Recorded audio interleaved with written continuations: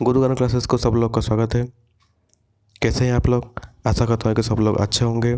कल हम chemical reaction and equation का पार्ट 1 दिखे थे। आज हम केमिकल रिएक्शन एंड इक्वेशन का पार्ट 2 देखेंगे, डिफरेंट टाइप्स ऑफ रिएक्शंस। चलिए, let us discuss about different types of chemical reactions. There are different types of chemical reactions such as combination reactions, displacement reaction, double displacement reaction, decomposition reaction, redox reaction, oxidation reaction, etc. पहले हम देखेंगे combination reaction. What is combination reaction? Combination reaction को हिंदी में बोलते हैं संयोजन अभिक्रिया। तो अब हम देखेंगे संयोजन अभिक्रिया या कॉम्बिनेशन रिएक्शन किसे कहते हैं। इन ए रिएक्शन टू एलिमेंट्स और मोर एलिमेंट्स और compounds combine to form only a single product, that reaction is equal to combination reaction। जिस अभिक्रिया में दो एलिमेंट्स और कंपाउंड या दो से ज़्यादा कंपाउंड मिलके सिर्फ एक ही सिंगल प्रोडक्ट फॉर्मेशन करेंगे, सृष्टि करेंगे, उस अभिक्रिया को या प्रतिक्रिया को हम कॉम्बिनेशन रिएक्शन या संयोजन अभिक्रिया कहेंगे। समझ रहे हैं आपको? नीचे एक एग्जाम्पल दिया गया है, hydrogen plus chlorine gives rise to hydrochloric acid. मतलब हाइड्रोजन और क्लोरीन दो एलिमेंट मिलके सिर्फ एक ही प्रोडक्ट जैसे कि हाइड्रोक्लोरिक एसिड फॉर्मेशन कर रहे हैं, तो ये एक कॉम्बिनेशन रिएक्शन का एग्जाम्पल होगा। उसी तरह carbon monoxide plus oxygen gives rise to carbon dioxide. Carbon monoxide एक कंपाउंड है, उसके साथ एक एलिमेंट मिला तो एक ही सिंगल प्रोडक्ट बना, तो ये भी एक कॉम्बिनेशन रिएक्शन का एग्जाम्पल होगा। उसी तरह ammonia plus hydrochloric acid gives rise to ammonium chloride. Ammonia एक कंपाउंड है, HCl भी एक कंपाउंड है, मिलके एक ही सिंगल प्रोडक्ट बना, दैट इज NH4Cl। तो ये भी एक कॉम्बिनेशन रिएक्शन का उदाहरण होगा। मतलब दो या उससे अधिक कंपाउंड हो या एलिमेंट हो मिलके सिंगल प्रोडक्ट बनेगा, तो हम इसको कॉम्बिनेशन रिएक्शन बोलेंगे। समझ रहे हैं आपको? अब हम देखेंगे एक्सोथर्मिक रिएक्शन, उसे हिंदी में कहते हैं ऊष्माक्षेपी अभिक्रिया।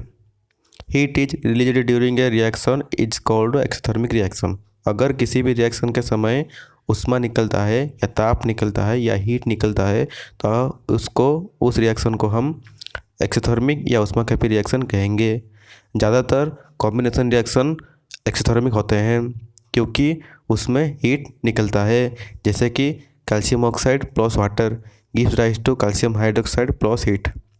कोई चूना, जो पॉकेट में चूना होता है, अगर उस चूना को पानी में डालते हैं तो वो बुझा हुआ चूना हो जाएगा, CaO का ट्वाइस, मतलब कैल्शियम हाइड्रोक्साइड हो जाएगा, उसके साथ थोड़ा सा हीट निकलेगा, ऊष्मा निकलेगा। तो ये हो गया एक्सोथर्मिक रिएक्शन का एक एग्जाम्पल।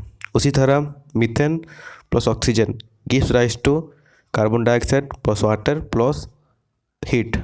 ये हो गया एक्सोथर्मिक रिएक्शन का एग्जाम्पल। समझ रहे हैं आपको? Respiration is an exothermic process.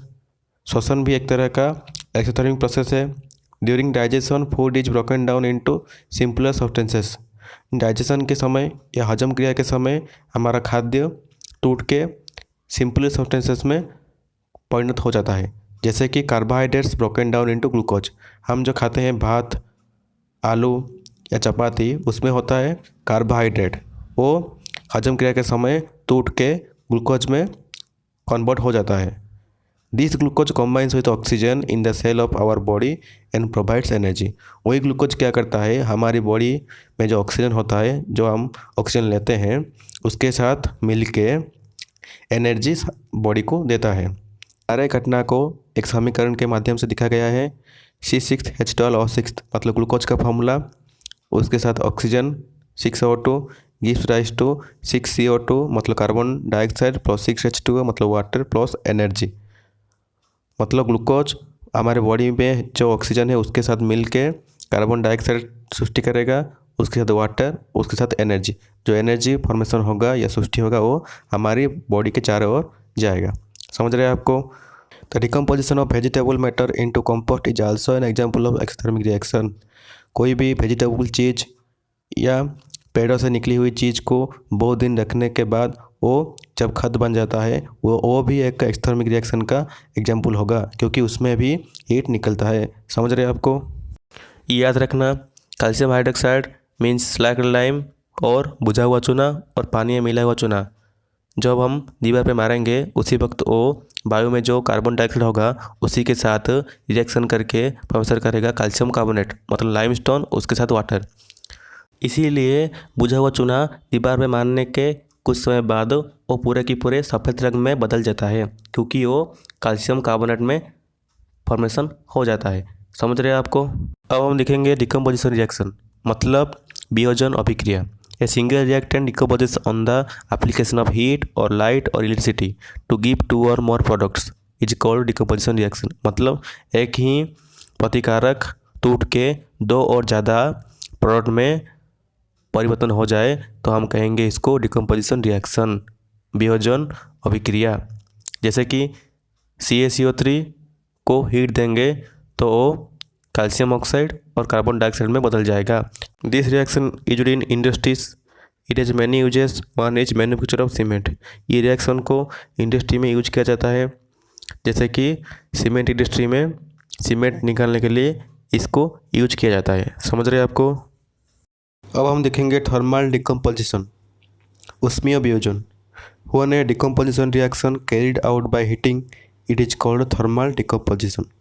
जब भी कोई वियोजन प्रक्रिया हीटिंग के जरिए होगा तो उसे हम कहेंगे थर्मल डिकम्पोजिशन। जैसे कि CaCO3 को हीटिंग देने से वो कैल्शियम ऑक्साइड और कार्बन डाइऑक्साइड में कन्वर्ट होता है।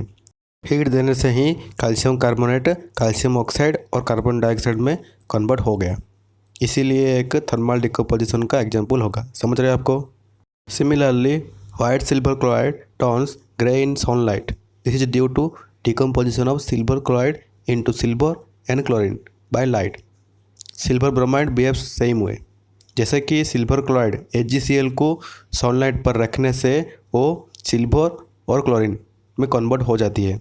सिल्वर क्लोराइड पहले वाइट कलर का होगा, सनलाइट पे रखने से वो सिल्वर और क्लोरीन में कन्वर्ट हो जाएगी, जो कि एक ग्रे कलर का हो जाएगा। उसी तरह सिल्वर ब्रोमाइड भी पहले वाइट कलर का होगा, उसको सनलाइट पे रखने से वो सिल्वर और ब्रोमीन पे कन्वर्ट हो जाएगा, जो कि एक ग्रे कलर का हो जाएगा। समझ रहे हैं आपको? The above reaction used in black and white photography, वो जो अबव रिएक्शन को हम ब्लैक एंड वाइट फोटोग्राफी में यूज कर सकते हैं। समझ रहे हैं आपको? एंडोथर्मिक रिएक्शन, जैसे एक्सोथर्मिक रिएक्शन में हीट निकलता है उसी तरह एंडोथर्मिक रिएक्शन में हीट ऑब्जर्व होगा, मतलब प्रतिकारक हीट लेके उत्पाद सृष्टि करेगा। समझ रहे हैं आपको? This process cools the surrounding, ये प्रोसेस क्या करेगा?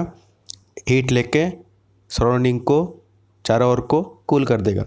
Most of the decomposition reactions are endothermic, ज़्यादातर डिकम्पोजिशन रिएक्शन वियोजन प्रक्रियाएँ एंडोथर्मिक होती है, क्योंकि हीट देने से वो हीट ऑब्जर्व करके प्रतिकारक वो उत्पाद में कन्वर्ट होता है। समझ रहे हैं आपको? इसका एग्जाम्पल हम प्रीवियस एग्जाम्पल दे सकते हैं, जैसे कि HgCl को सनलाइट पर रखने से Hg और Cl2 में कन्वर्ट हो जाता है। अब हम देखेंगे photolysis, decomposition reaction which require light. जो भी वियोजन प्रक्रिया लाइट के जरिए वियोजित होता है उसे हम फोटोलाइसिस कहेंगे, मतलब प्रतिकारक के ऊपर लाइट पड़ने पर वो उत्पाद में कन्वर्ट होंगे। उसी तरह electrolysis, decomposition reaction which require electricity. जो भी वियोजन प्रक्रिया इलेक्ट्रिसिटी के जरिए वियोजित होता है उसे हम इलेक्ट्रोलाइसिस कहेंगे, मतलब प्रतिकारक के ऊपर इलेक्ट्रिसिटी पास करने से वो उत्पाद में कन्वर्ट होगा। समझ रहे हैं आपको? आज के लिए इतना रहने दीजिए। आज जितना भी मैं आप लोगों को बताया उनमें से कुछ सवाल किताब में से मैंने दे दिया है, ये सवालों को सॉल्व कीजिए और आगे बढ़िए। जो भी पार्ट 1 वीडियो नहीं देखा है डिस्क्रिप्शन पे लिंक है, जाके देख सकता है। और भी part 1, part 2, part 3 Odia medium का साइंस का ही पहला चैप्टर का जो भी देखना चाहता है वो भी देख सकता है। सबका लिंक डिस्क्रिप्शन पे मिल जाएगा। इस चैप्टर का जो रह गया है वो कल देखेंगे। और हमारे वीडियो को लाइक कर दीजिए, सब्सक्राइब कर दीजिए, शेयर कर दीजिए। ऐसे ही वीडियो का पहले नोटिफिकेशन पाने के लिए घंटी बटन को दबा दीजिए।